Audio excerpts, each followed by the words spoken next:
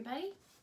Now, last week we talked about Samuel and how he came to be in the temple and working for the Lord there, and how he became known as a prophet of God.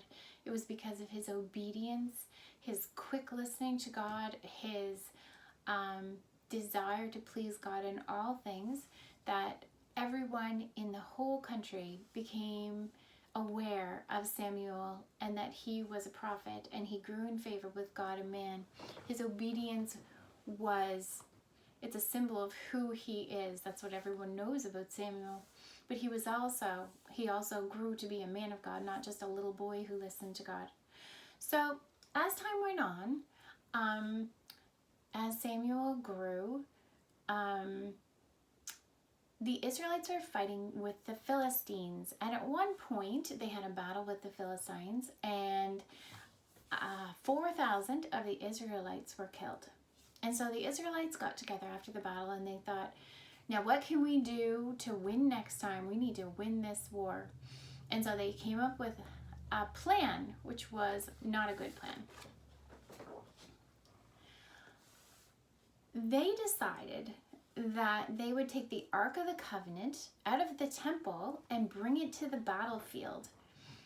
They thought that if they had the Ark of the Covenant with them in the battlefield, they would be sure to win the war against the Philistines. Now, the Ark of the Covenant, you'll remember, was part of the temple. It was the most important part. It was in the Holy of Holies behind the curtain that no one was supposed to go in. Only the priests were allowed to handle it, and only with these staves or rods that went through the side. They would carry it in a very special way. It was all ordered by the Lord. It was a symbol of the Lord's presence with the nation of Israel. Now, the top of it, the lid of it, was called the mercy seat, and it was where the blood was sprinkled once a year.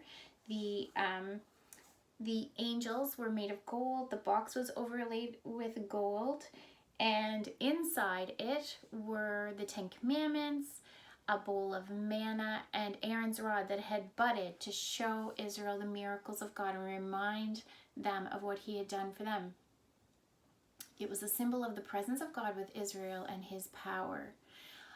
It was not supposed to be taken out of the temple and used as a good luck charm, but the Israelites had kind of lost their reverence for God and become superstitious like the people around them, and they just thought that it would help them win this battle.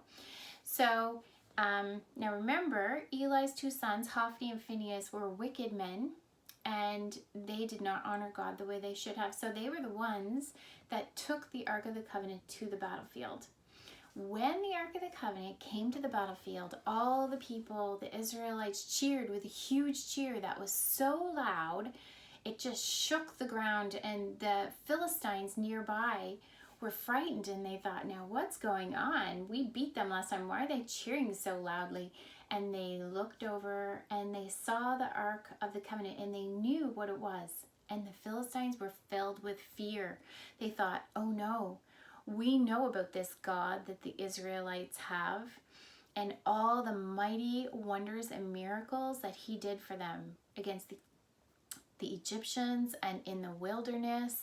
We're in trouble now. But then they talked to each other and they said, no, we will fight. We will fight like we've never fought before, and we will win. And so the battle started, and the Philistines were fighting like they had never fought before.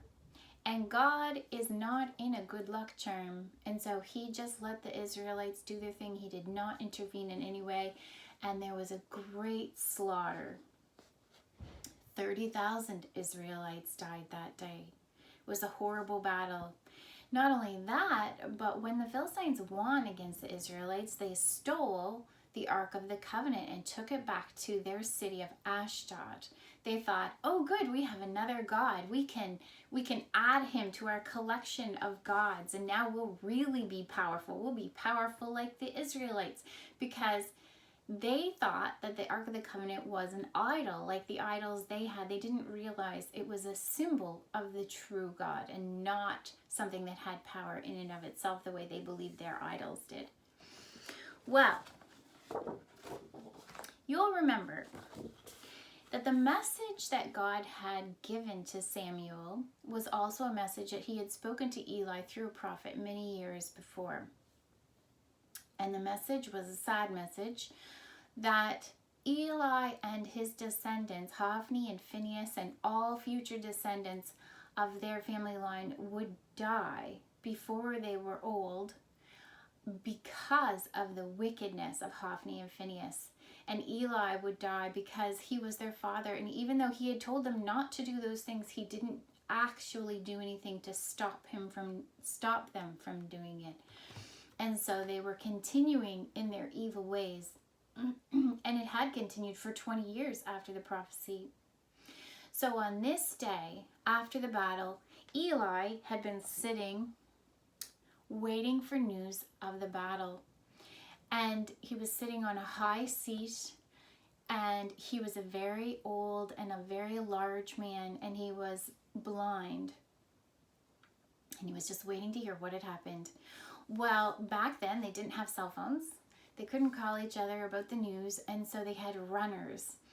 And a runner came from the battlefield to tell their town what had happened on the battlefield. And when he came running into town, he had ashes on his head and his clothes were ripped, which was a symbol of grieving and sadness. So the people, when they saw him and he told them the news of what had happened on the battlefield, they started to wail and cry. And Eli heard it, and he said, "Come, talk to me, tell me, what is this wailing? Tell me the news."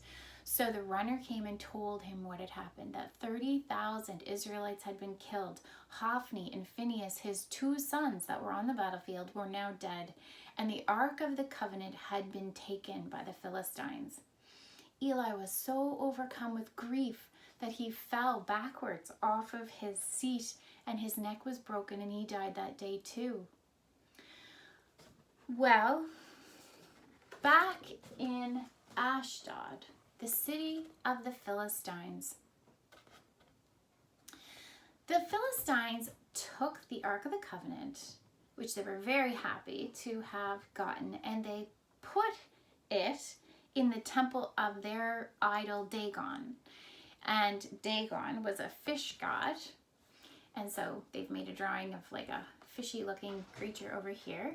And they put the Ark of the Covenant next to Dagon in this temple. And they were all happy, celebrating. They went to bed that night, and something funny happened.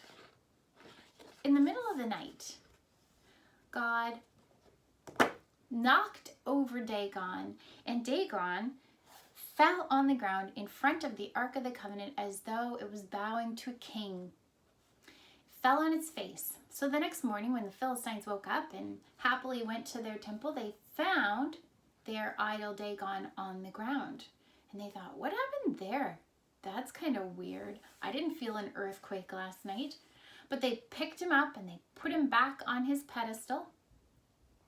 They went about their day, and then they went to bed again the next night. And in the middle of the night, God knocked over the idol Dagon in front of the Ark of the Covenant, again on its face, and this time its head and its hands fell off. They were knocked off the idol. So the next morning, when the Philistines woke up, they found this, and they thought, I don't think that's a coincidence. You have to remember, these were very superstitious people. They quickly read significance into everything. I'm sure they knew right away what the significance of this was. Well, then people in Ashdod started to get sick. Specifically, the males, the men and boys, they started to get, the Bible calls it emerods, which is that's translated towers, which sounds as though it was boils or tumors on the skin. And it would grow up, and it was very painful, and people were dying. And more people were getting it. And so the people of Ashdod called together the other kings in the Philistine area. There was 5, I believe, altogether. And they said, we don't want the Ark of the Covenant in our city anymore. Can you find somewhere else to send it? And so they agreed on another city, and they sent it to another city. Well, when the Ark of the Covenant got into the next city, sure enough, the men and boys in that place started getting these boils or tumors as well. They were getting sick. They were dying. They said, we don't want this. You need to send this somewhere else. So they started to send it to a third city. I believe it was called Ekron. And as it got close to the city, they saw it coming. And they were like, what are you doing? Are you trying to kill us? And before it even entered the city, people started to get sick and die. They were like, don't bring that in here. We do not want that. And so the Philistines came up with a plan of what they should do about this Ark of the Covenant. They really were afraid to have it in their own country, so they thought they would send it back to Israel, but they wanted to see if this was coincidence or if this was God that was doing these things. So they came up with a plan. They built a brand new cart out of wood. They took 2 female cows that had just had babies, that had never pulled a cart before or had like a harness on them in any way. And they harnessed these 2 mother cows to this cart, a brand new cart that had never gone anywhere. They took the Ark of the Covenant and they put it on the cart. They also took a little chest and filled it with a gold offering. And they put that as a please forgive me kind of offering into the cart. And they took the babies away from the mothers and shut them up in a barn. And they sent it on its way. Now they figured if these 2 cows that had never been harnessed before worked together to pull this cart all the way to Israel without anyone telling them what to do, something they had never done before, and they had babies that were calling them from the barn, and a mother, of course, wants to go see its babies. If the cows actually pulled this cart all the way to Israel, then that would be God. There would be no coincidence. There was absolutely no possible way that this could happen without God telling these cows what to do and making this happen. But if the cows just kind of wandered around and went in circles and tried to get back to their babies, then they would know, oh, this is all just a coincidence. Of course, you know what happened. The cows, even though they were crying for their babies the whole way, pulled that cart all the way to Israel. And when the Israelites saw it coming, they rejoiced. They were so happy to see the Ark of the Covenant. They knew what it was right away. And the Philistines knew that God had visited them and punished them. So this cart came to Israel, and the men of Israel were so happy. Some Levites came and took the Ark of the Covenant off the cart, and they made a sacrifice to God, and that was all good. That was the way it should have been. However, the men in that area were very curious, and they did something they were not allowed to do. Remember, no one was supposed to be even touching the Ark of the Covenant except for the men that God had chosen. And these villagers were so curious, they wanted to see inside. And so they lifted the lid and looked inside. And those men died, because that was the punishment God had said he would do if people disobeyed his commands about the Ark of the Covenant. So they were frightened. And the whole area was frightened. And they also said, we shouldn't have this here. We're afraid. Please take it somewhere else. So then some of the people that were allowed to touch the Ark of the Covenant came and took it to a Levite's house and set it up there. And God blessed that Levite and his house. But the people were frightened for a very long time about what had happened and how those men had died. What we need to remember from all of this is that God is powerful. He is to be respected and revered. We cannot take these things lightly. We need to honor him in all that we do. It's not just a good luck charm. It's not just a superstition. We need to take him seriously and take his word seriously. The Philistines learned that, and so did the Israelites. And remember, the reason for Hophni and Phinehas dying and Eli dying and the curse upon his family was because Eli did not do anything to stop Hophni and Phinehas. He told them that they shouldn't do what they were doing. He tried to teach them. He lived a good life in front of them, but he did not stop them. And God punished the entire family as a result of that.